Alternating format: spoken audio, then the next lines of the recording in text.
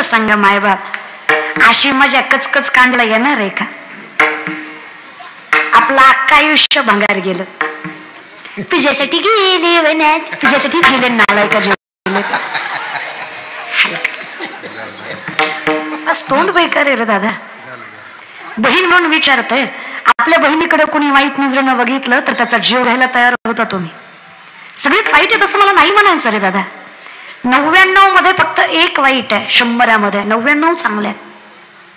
मी विश्वासानं सांगेल दादा या व्यासपीठावर, माझ्या हिंदू धर्मातलं ज्ञानोबाला रामकृष्णाला मानणारं शेतकऱ्याचं पोरग मध्यरात्री अर्धनग्न पोरगी जरी त्याला दिसणार, तो तरुण तिला तिच्या माय बापापर्यंत सुरक्षित पोहोचणार हा विश्वास मला माझ्या धर्मावर आहे. मला माझ्या सामर्थ्याने माझ्या मातीवर विश्वास आहे. इमानदारीनं सांगा ना दादा, आर्मीत भरती होणारी पोरं शेतकऱ्याची हिंदू धर्माची जास्त का बाकीची जास्त? शेतकऱ्याची हिंदू धर्माची पोरं आर्मीत जास्त आहेत. सांगा बरं इमानदारीनं, काउंट करा रे तुम्ही. जागीरदाराची पोरं होतात का आर्मीत भरती? देशासाठी सुद्धा मरणारी आमचीच रे. पण चला जाऊ द्या, आपलं तारुण्य पणाला लावून वारकरी शिक्षण घेणारी पोरं हिंदू धर्मातली तारुण्य सामर्थ्यानं शेतकऱ्याची. आजही आमचं शेतकऱ्याचं पोरग मायबापाच्या सुखासाठी जीव पणाला लावतं. छोटा मोठा का होणा व्यवसाय टाकून स्वतःच विश्व निर्माण करतं. सामर्थ्याने बापाच्या फाटलेल्या उतराची, माईच्या फाटलेल्या पदराची जाण ठेवतं. कौतुक आहे मला. फक्त एखाद्यामुळे नाव जातं रे, पण तुम्ही एकामुळे सगळ्यांना कलंकित करू शकत नाही. आजही आमची पोरं धर्मासाठी जीव पणाला लावायला तयार असतात. आजही आमची पोरं विषय कुटुंबावर आला ना तर स्वतः ढाली सारखं कुटुंबाच्या समोर उभी टाकतात. अरे नसेल ताकद मंडटात तर विचारात ठेवतात.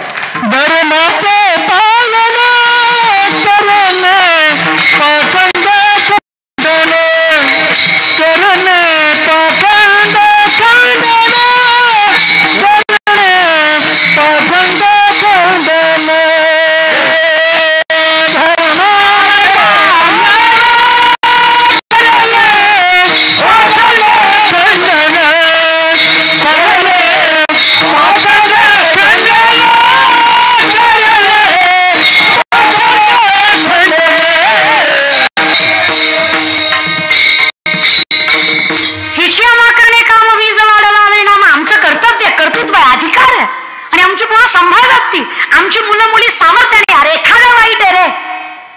आजही आमच्या पुरी दोन्ही घरं सामर्थ्याने सांभाळतात. बापाला वाईट वाटू नये म्हणून सासरमध्ये त्रास सहन करतात, पण बापाला तीळ मात्र सांगत नाहीत काही.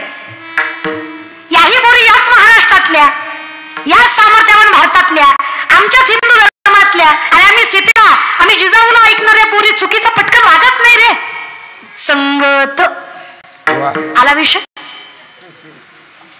आम्ही शिवरायांना ऐकणारी पोरं आम्ही चुकीचं वागू तरी कसं रे? शाहिस्तखानाच्या लाल महालाच्या हल्ल्यात शाहिस्तखानाच्या बहिणीची पोरगी कुठतरी भीतीने लपली. शाहिस्तखानाची बायको पळत पळत आली. जहां पना मुझे लगता है शिवा के मौलों ने बदली की आग में लड़की उठा ली. शाहिस्तखान शत्रु है पण बायकोला सांगतो बेगम जबान को ललाम दे.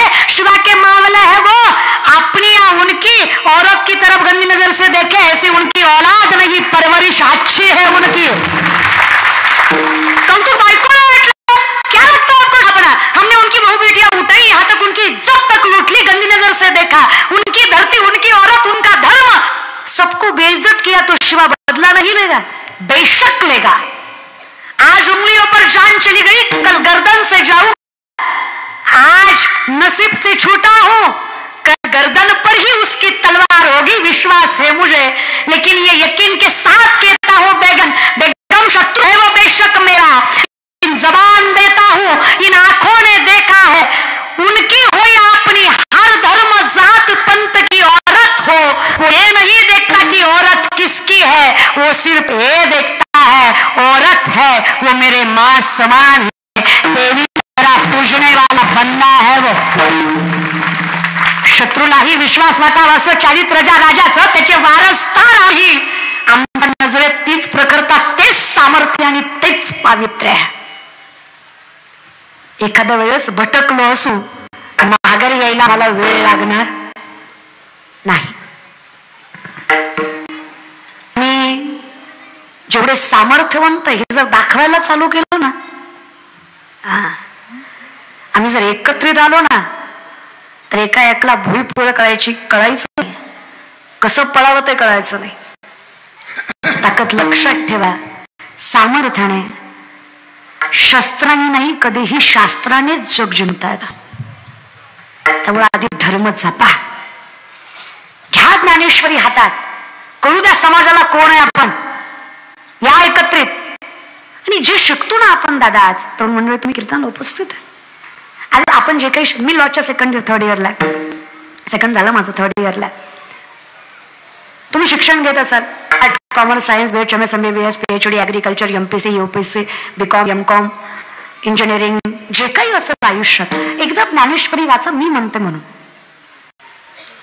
एकदा वाचा, नाही कळली तरी वाचा.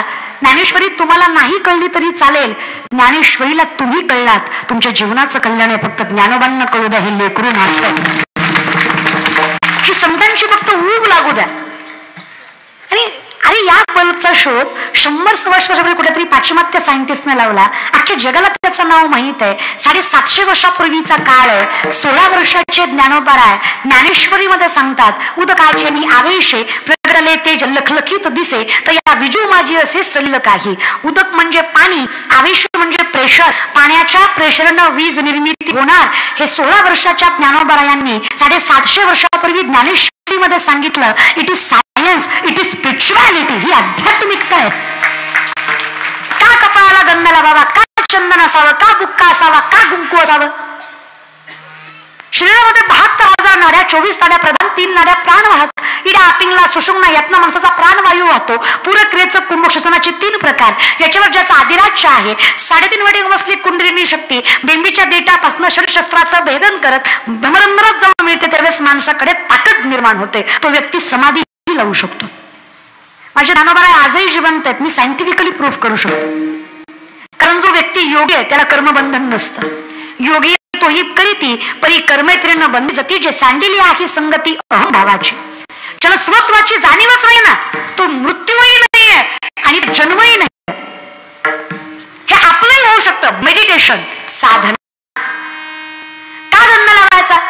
या अनामिकेने इथे गंध लावलात तर पॉझिटिव्हिटी वाढते, सकारात्मक भावना वाढते. आय विल डू इट, मी करू शकतो, हा विश्वास वाढतो. का देवाचं नाव घ्यायचं? कोणीतरी माझ्या पाठीशी आहे, जे माझ्या खऱ्याला खरं म्हणणार आहे, माझ्या खोट्याला खोटं म्हणणार आहे. मी चुकलो तर मला सांगणार आहे, मी चांगलं वागलो तर मला देणार आहे. हा विश्वास मला आयुष्यात मोठं करतो, म्हणून मला भगवंतावर विश्वास. विठ्ठलाचं नाव माझ्या जगण्याचं बळ वाढवतं, म्हणून मी आध्यात्मिक आहे, म्हणून मी देवाला मानते. आणि काय कमी केलं मला? या तुळशीच्या माळेनं कित्येक जणांचा जीव वाचवलं, माणसाचा नाही पण प्राण्याचा. ही एक तुळशीची माळ मला आयुष्यात त्रैलोक्यातल्या प्रत्येक तीर्थाचं स्नान केलं दररोज देते. माझी रोजची आंघोळ, ज्याच्या गळ्यात तुळशीची माळ आहे त्याची रोजची आंघोळ प्रत्येक तीर्थाचं स्नान केल्याचं पुण्य देते. एवढी ताकद आहे तुळशीच्या माळेत. ती तुळस म्हणजे लक्ष्मी आहे, नारायणाची पत्नी आहे. तुळशीच्या लग्नाला आपण विष्णूचं आणि तुळशीचं लग्न लावतो ना, लक्ष्मी आहे ती. काय अधिकार असेल का वारकऱ्याचा? अरे हा किती सात्विक, हा काय खाऊन पिऊन मिळ. आणि लय पुढच्या पिढीला नावं ठेवण्यात मजा असते. आपला पोरगा चुकीचा वागतो त्यात तुमचा दोष असतो. नुसती म्हातारी माणसं म्हणतात पर्राय गेली, पर्राय गेली, पर्राय गेली. फक्त पोरच कशी वाया गेली? इथं बिडू फुकू फुकू तुमची थोबाड आत गेली, तुमचा गाम आत दोन्ही एक झाला. ते आम्ही विचारलं का तुम्हाला? तू बिड्या फुकतो तू पोराला सांगतोय पोर वाया गेली. तू मारुतीच्या मंदिरात बसून पती खेळो, त्या ब्रह्मचारी मारुती दाखवतो, तू नाही गुणाचा, फक्त पोरच वाया गेली. आता या म्हातारा बाई कसं दारात बसून, आजकालच्या काय पोरी आहेत होय, ह्यांना काय लाज आहेत होय ना, आमच्या जमिनीत नव्हतं माय असं, आम्ही किती इज्जतीनं खाल्लं, आम्ही किती कष्ट केलं माय, ह्यांना काय झळय माय, सगळं आता भेटलं माय, तरी मी आज आला माय. अगं तू करते काय? अगं तू दारात बसून मिसरी चुळती, तुझ्या मिसरीच्या वासानं गोट्यातल्या म्हशीनं दूध द्यायचं बंद केलं. इतका बघा वास आहे त्या मिसरीचा, नातीला कुठलं सांगते का? आपल्या हातात ज्ञानेश्वरी पाहिजे, मग लेकरांना सांगण्याचा अधिकार आहे. माळ पाहिजे, मग लेकरांना सांगू शकता. माझ्या बापाला सुपारीच्या खंडाचं व्यसन नाही. माझा बाप काजा माळकरी, पंजा माळकरी, पंजाच्या माळकरीच होता. त्यामुळे कीर्तनकार होणं अवघड नाही. पूर्वजांनी पुण्य केलं आणि फळ माझ्या पिढीला भेटलं. आमचं काही नाही रे, त्यांची पुण्य आहे. तुम्ही काहीच नाही केलं, लेकरांना काय मिळणार आहे? पैसे सर्वस्व नसतं रे. शास्त्र सांगतं विपदो विपदो नैव संपदो न च संपदा, विपदा विष्णु विष्णू संपन्न नारायण स्मृती. विपत्ती म्हणजे विपत्ती नाहीये, संपत्ती म्हणजे संपत्ती नाहीये. भगवंताला विसरणं ही खरी विपत्ती आहे. भगवंताला मनात साठवता येणं सगळ्यात मोठी संपत्ती आहे. ज्याला जगता आली तो धनवान आहे. परमार्थ हे महाधन जोडी देवाचं. आज 750 वर्षापूर्वीचा काळ आहे.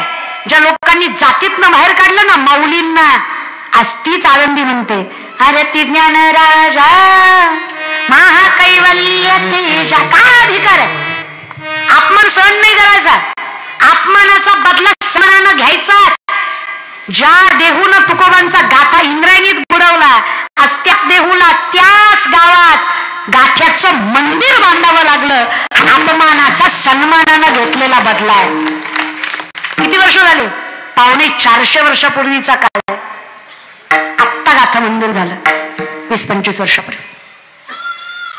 लक्षात ठेवतं जग जेव्हा तुम्ही कर्तृत्ववान असता.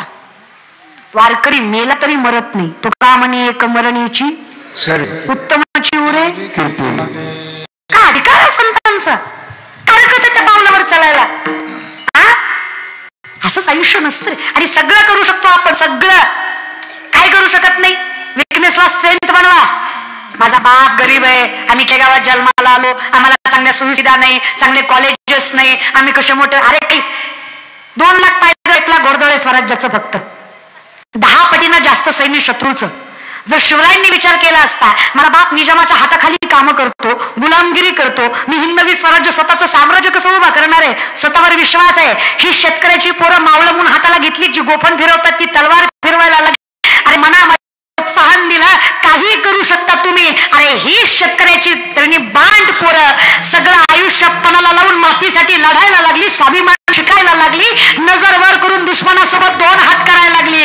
आणि याच पोरांच्या विश्वासावर माझ्या छत्रपती शिवाजी महाराजांनी 260 पेक्षा जास्त किल्ले नाकावर टिच्चक हसरत केले. हा इतिहास हिंदवी स्वराज्याचा. 40 वर्षाच्या आत ती पिढी आपली कारण देत बसायचं आपण. आमच्याकडे पैसा नाही, आम्ही कसा व्यापार टाकायचा, आमच्याकडे चांगले कॉलेज नाही, आमचे कसे मार्क चांगले. सगळं करू शकतो आपण. माणूस निष्ठावंत पाहिजे, कारण लागत नाही माणसाला. आमच्या वर्गात एक पोरग आहे, त्याला बोलता येत नाही, बोबड आहे ती. सरांनी प्रश्न विचारला, उत्तर देताना आम्हाला कळलं बोबड आहे ती. अख्खा वर्ग हसला, सर हसले. सर म्हणले मूर्ख झाला का तू? लॉला कशाला ऍडमिशन घेतलं? अरे जिथं कामच फक्त बोलायचं, तुला बोलताच येत नाही, तू बोललेलं लोकांना कळत नाही, तुझं वक्तृत्व चांगलं नाही, शब्द फुटत नाही, तुला किस देणार कोण? तर म्हणला ततलं बोलू नका. अरे कुठलं बोलू? ततलं नाही तर कुठलं बोलू? बरं तुला एखाद्यानं केस दिली, तू लढणार कशी? म्हणला कती बी ललल. अरे कती ललल? तू ललल पण पुलच्याला कळल का? तू लल्लेली कल्ली पण पाहिजे ना. ललल तर ललल. सर म्हणले वकिली तर सोड, तू आयुष्यात काहीच करू शकत नाही रे. सरांनी अंडरस्टिमेट केलं, ग्राह्य धरलं. पोरगा जिद्दी होता. तरुण मुलं मुली कीर्तनाला उपस्थित आहे, समाज बसलेला आहे. बहीण लेख म्हणून एक ऐका. आयुष्यात तेव्हाच यश मिळवायचं जेव्हा अख्खं जग डोळे लावून आपल्या